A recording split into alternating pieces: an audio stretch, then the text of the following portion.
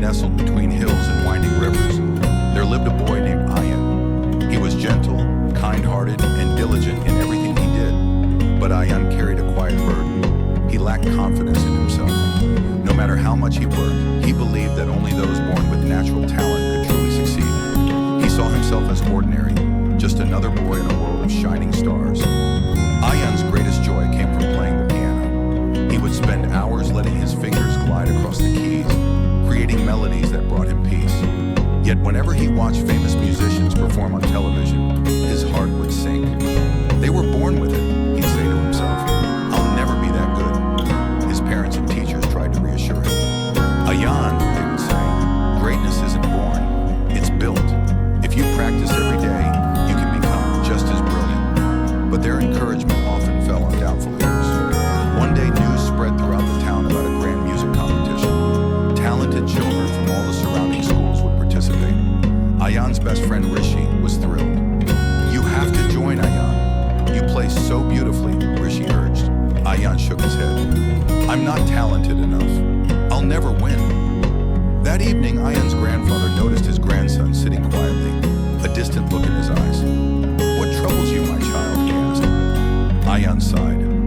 I love playing the piano, Grandpa, but I don't think I'm good enough. I'm not born with the talent others have. His grandfather smiled gently and said, let me tell you a story that may change how you see yourself. He began. Long ago, in a village much like ours, lived a blacksmith named Darvesh. He wasn't the strongest man, nor the fastest, and he certainly didn't have the respect of others in his trade. But Darvesh had a dream. He wanted to forge the finest sword the kingdom had ever seen. Other blacksmiths mocked him. You're not skilled enough, they laughed. You'll never succeed. But Darvesh didn't listen. He woke up every morning before sunrise, practicing his craft. His early swords were weak and brittle, breaking easily. But he didn't give up. He studied the art of metalworking, experimented with new techniques, and learned from every mistake. While others relaxed or boasted of their skills, Darvesh was at his forge, practicing in silence. Years passed. Then one day the king announced a competition to find the best swordsmith in the kingdom. Darvesh entered. To everyone's shock, his sword outshone them all. Strong, elegant, and perfectly balanced. It was a masterpiece. The king named Darvesh the royal swordsmith, not because he was born gifted, but because he created his gift through effort, patience, and belief. Ayan sat in silence. The story stirred something deep within him. Do you see, Ayan? His grandfather said. Darvesh wasn't born with talent. He forged it, and so can you. That night, for the first time, Ayan looked at the piano not as a symbol of what he lacked, but as a tool to build what he could become. From the next morning on, Ayan made a quiet promise to himself. I will not give up on my dream. He began waking up early to practice before school. He studied music theory, refined his techniques, and challenged himself with harder pieces. Some days were discouraging. His fingers stumbled, melodies sounded off, and doubt tried to creep in. But he remembered Darvesh. He remembered that greatness isn't sudden, it's forged. Note by note, hour by hour. Days turned into weeks, and weeks into months. Slowly, Ayan's music transformed. His fingers moved with more grace.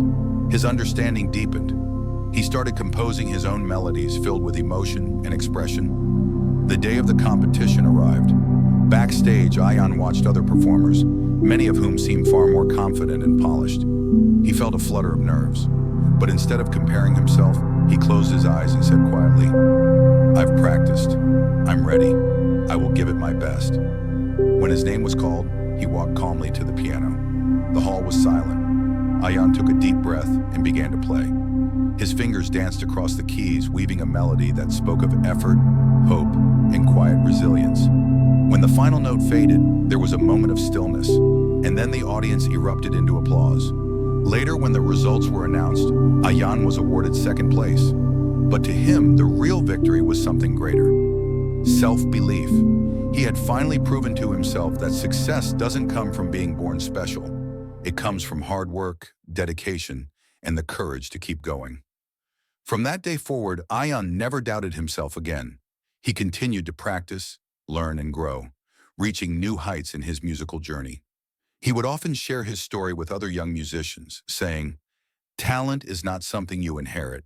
It's something you build with time, persistence, and heart."